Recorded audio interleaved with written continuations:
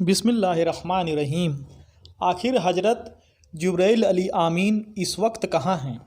हज़रत जिब्राइल अली आमीन अल्लाह ताला के निहायत बुजुर्गों बरतर फ़रिश्ते हैं कि जिनका मकाम व मर्तबा तमाम फ़रिश्तों से अफजल है। इमाम सुयूती फरमाते हैं कि फ़रिश्तों का वजूद अता करदा और मुकर्रर करदा काम के मुताबिक होता है। हज़रत जिब्राइल अली आमीन के ज़िम्मे मुकर्रर अहकामात और आमाल तमाम फ़रिश्तों में सबसे अजीम है, इसलिए उनका वजूद भी तमाम फ़रिश्तों में सबसे अजीम है। हज़रत अबू हुरैरा रज़ी अल्लाह ताला अन्हु से रिवायत है कि वो फरमाते हैं कि हुजूर सल्लल्लाहु अलैहि वसल्लम ने जिब्राइल अली आमीन से उनकी उम्र के बारे में सवाल किया कि आपने अपनी उम्र के कितने साल गुजार लिए हैं।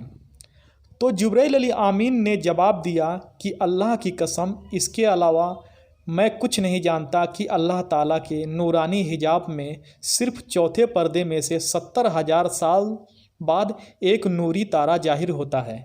मैंने उसे 72,000 मरतबा देखा है।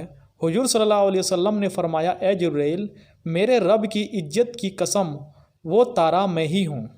हुजूर सल्लल्लाहु अलैहि वसल्लम ने फरमाया, जिब्राइल अली आमीन अरसे मुअल्ला के नीचे रहते हैं। मैंने जिब्राइल अली आमीन को देखा कि उनके 600 पर हैं और वो पूरे आसमान को घेरे हुए हैं और अल्लाह ताला के दिए हुए तख्त पर बैठे हैं।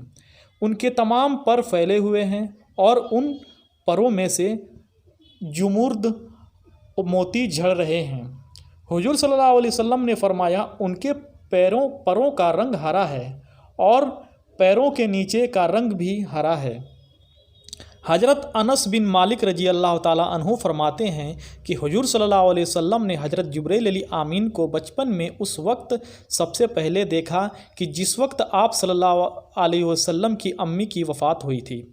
उस वक्त आप सल्लल्लाहु अलैहि वसल्लम बच्चों के साथ खेल रहे थे कि अचानक एक शख्स आया और आप सल्लल्लाहु अलैहि वसल्लम को पकड़कर ज़मीन पर गिरा दिया। डर की वजह से आप सल्लल्लाहु अलैहि वसल्लम के करीब मौजूद दूसरे बच्चे भाग गए। हुजूर सल्लल्लाहु अलैहि वसल्लम ने फरमाया, उस शख्स ने मेरा सीना चीरा और मेरे दिल को अपने हाथ से पकड़ लिया। उसने दिल में से एक चीज़ निकाली और कहा कि ये बुराई का जर्राह आप सल्लल्लाहु अलैहि वसल्लम के अंदर था, और फिर उसको निकाल कर फेंक दिया और मेरे दिल को सीने की प्लेट में रख कर आबे जमजम से धोया और फिर मेरा सीना दोबारा से सिल दिया। जब दूसरे बच्चे अपने वालिदैन के साथ मेरे पास आए तो मेरा सीना पहली हालात में आ चुका था। उस वक्त हुजूर सल्लल्लाहु अलैहि वसल्लम की उम्र मुबारक सिर्फ 6 साल थी। एक मरतबा हुजूर सल्लल्लाहु अलैहि वसल्लम ने हज़रत जिब्राइल अली आमीन से पूछा, ए जिब्राइल अली आमीन, कभी तुम्हें आसमान में मशक्क़त के साथ बड़ी जल्दी और फ़ौरन ही ज़मीन पर उतरना पड़ता? तो जिब्राइल अली आमीन ने जवाब दिया, हाँ ए अल्लाह के रसूल, 4 मरतबा ऐसा हुआ कि मुझे रफ्तार के साथ फ़ौरन ज़मीन पर उतरना पड़ा। हुजूर सल्लल्लाहु अलैहि वसल्लम ने पूछा, किस किस मौके पर? तो हज़रत जिब्राइल अली आमीन ने अर्ज़ किया कि एक बार तो जब हज़रत इब्राहीम अलैहिस्सलाम को आग में डाला गया तो मैं उस वक्त अरसे इलाही के नीचे सिदरतुल मुंतहा पर था। मुझे हुक्म हुआ कि ए जिब्राइल, मेरे खलील के आग में पहुंचने से पहले उनके पास पहुंचो, और फिर मैं बड़ी तेज़ी के साथ इससे पहले कि वो आग में पहुंचते उनके पास पहुंच गया। दूसरी बार जब हज़रत इस्माइल अलैहिस्सलाम के गर्दन पर हज़रत इब्राहीम अलैहिस्सलाम ने उन्हें ज़िबह करने की खातिर छुरी रखी तो मुझे हुक्म हुआ कि छुरी चलने से पहले ज़मीन पर पहुंच जाओ और छुरी को उल्टा कर दो। तो मैं छुरी चलने से पहले ही ज़मीन पर आ गया और छुरी को चलने ना दिया। तीसरी बार जब हज़रत यूसुफ अलैहिस्सलाम को उनके भाइयों ने कुएं में गिराया तो मुझे हुक्म हुआ कि मैं यूसुफ अलैहिस्सलाम के कुएं के अंदर ज़मीन पर गिरने से पहले उन तक पहुंच जाऊं और उन्हें अपने परों में उठा लूं। तो मैंने ऐसा ही किया कि हज़रत यूसुफ को अपने पैरों में लेकर कुएं के अंदर एक पत्थर पर बिठा दिया।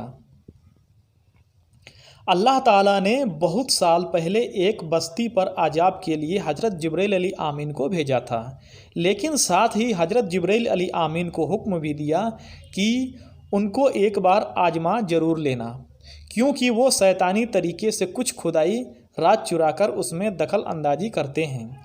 और इसके अलावा भी उस कौम में और भी बहुत सी बुराइयां थी जिनकी वजह से अल्लाह ने उस बस्ती पर अजाब के लिए हज़रत जिब्रील अमीन को भेजा।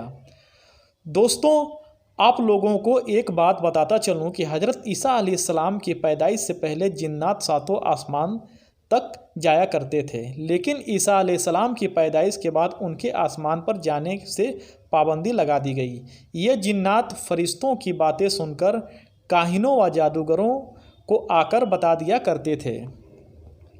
नबी करीम सल्लल्लाहु ताला अलैहि वसल्लम की पैदाइश से कुछ काहिनों ने नबी करीम सल्लल्लाहु ताला अलैहि वसल्लम की दुनिया में आमद की खबर दे रखी थी। हज़रत ईसा अलैहिस्सलाम की पैदाइश के बाद ऊपर वाले 3 आसमानों पर जिन्नातों को रोक दिया गया। फिर जब हमारे नबी करीम सल्लल्लाहु अलैहि वसल्लम की पैदाइश हुई तो तमाम जिन्नातों को 7वें आसमान पर चढ़ने से रोक दिया गया और उनको जब आग के गोले पड़ते हैं।